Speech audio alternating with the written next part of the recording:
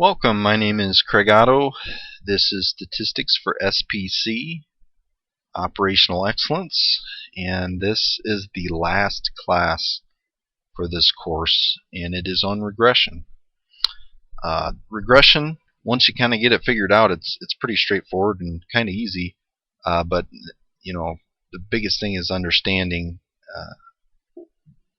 the formula for like a best fit line. That's the most challenging part, I think, that people run into. So with that, we'll go ahead and kind of talk about regression and what it means. What you're doing is plotting data on like an XY axis, and these are just some examples up here on the left side here of data that's plotted out.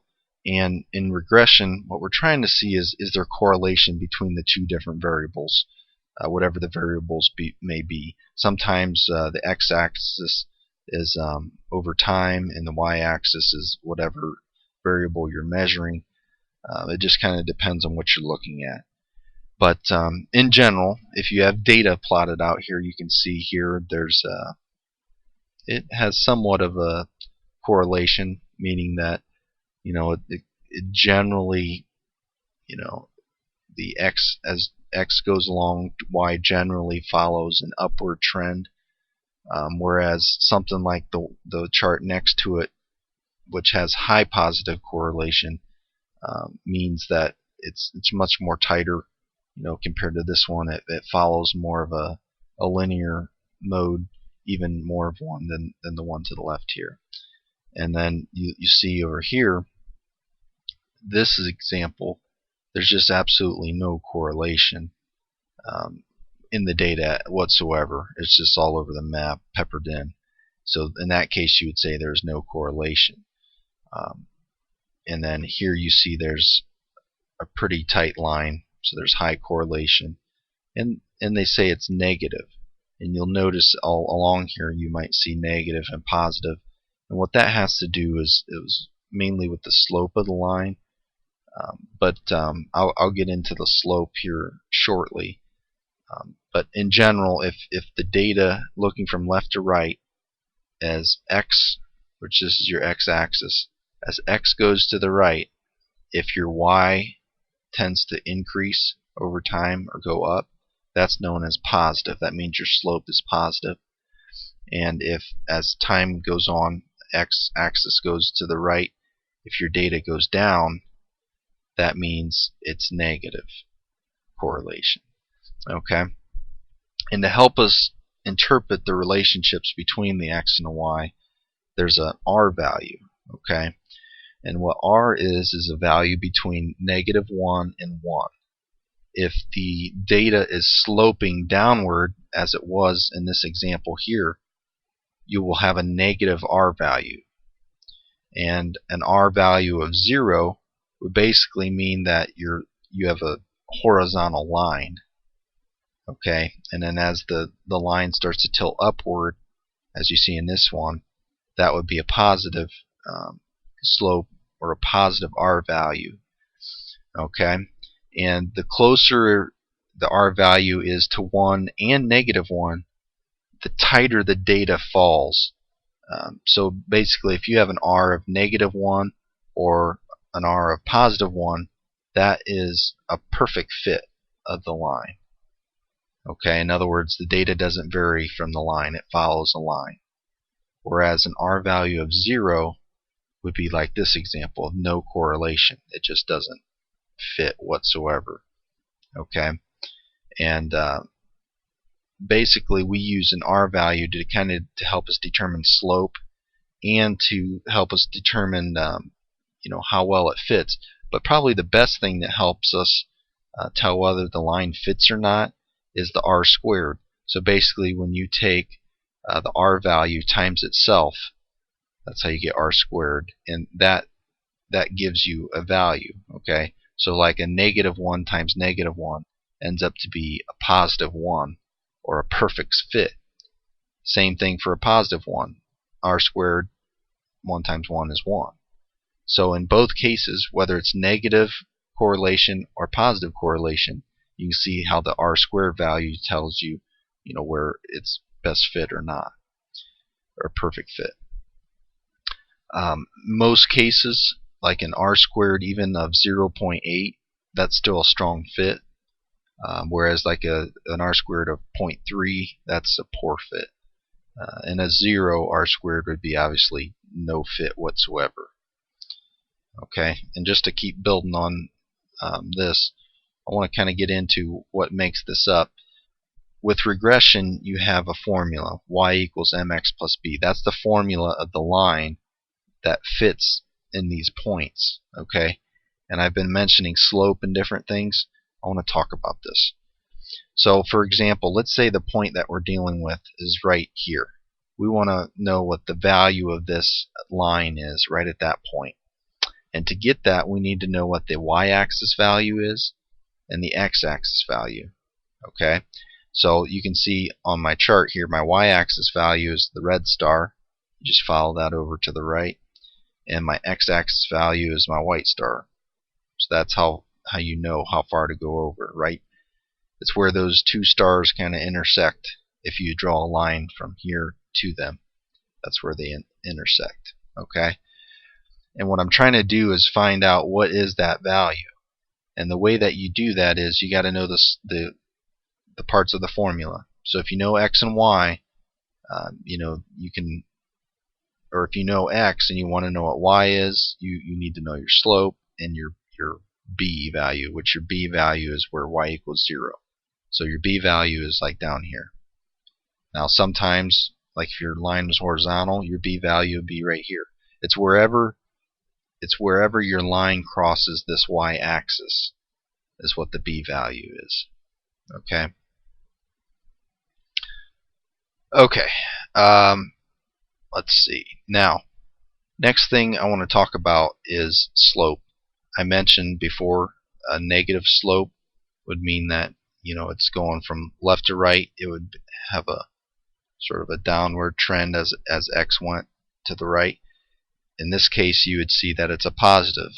And in slope, all it is the change in the y divided by the change in the x. So you can see in the color wise, change in y represents from the x-axis here all the way up to this value. That's your change in y. So let's say that value was 5. Your change in x represents the time from the y-axis all the way to the point in time where your value is. So let's say that's also 5. So the slope of the line would be 5 divided by 5, which is 1. So your slope would be 1. In other words, for every 1 change in y is another 1 change in x. And it's a positive change in both situations. So it's a positive slope. Whereas if it was the other way, if x was 5 and y was a negative 5, meaning that it dropped, if it drops over time, that would be a negative slope of negative 1. So that would look something like where my arrow's going. Okay. So that this is the formula for this line right here, basically. And when you have data points, what regression is about is that line won't exist. That line won't be there. So you've got to calculate what that line is so you can draw it in. And that's what regression is. Okay. And just to continue on with the slope, again, a slope here, this is a positive slope. This would be a negative slope. There would be plenty of quiz questions on that. You've got to know the difference between a positive slope and a negative slope. Okay. Also r squared. There'll be plenty of r squared questions.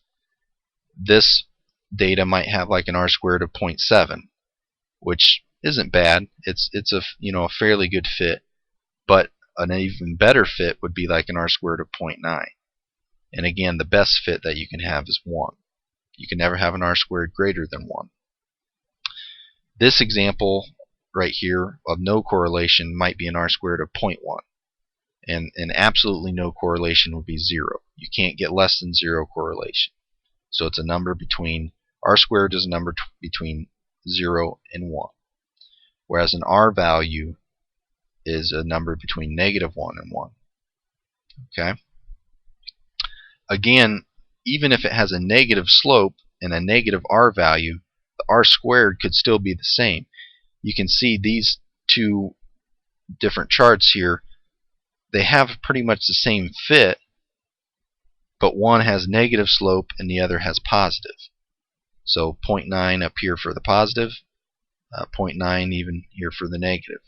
Okay, it's just that their R values are, like this R value is negative, but when you square it, it becomes positive. This R value is positive, you square it, it's still positive. Okay, and you can even have R values for things that are nonlinear. Okay, you can do best fit lines for things that are nonlinear, but we won't get into a lot of that. I just want to make sure you guys are aware of it. And then I want to do a quick example here. I want to find the best fit line for the following data. So you're out in the field and you get this information. X might represent time and Y represents, it could be a stock value, value of your investment. It could be anything. But we're going to use this website as an example. Alright. So what we do here is, you can see here's our data. And again, we're going to use the lists in the calculator. So go ahead and clear out your list and go ahead and type in for L1, that'll be your X values. So it'll be 1, 3, 5, 7, 9. And use list 2 for your Y values, 10, 31, 55, 73, and 94. Just as they've typed them in here. Okay.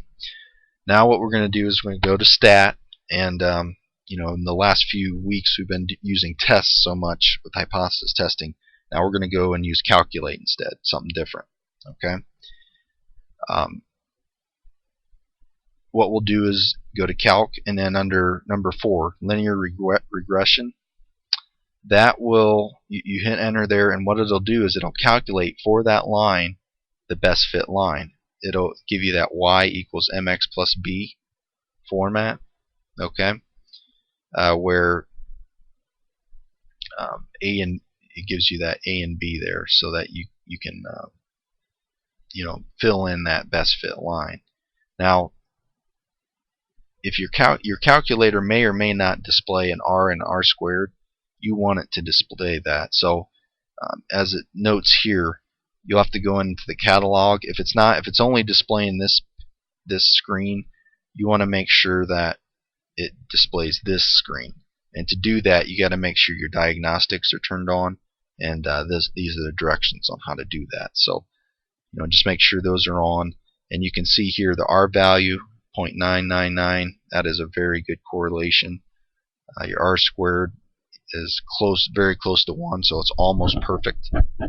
So you can see that the slope is positive, and it's a very good fit.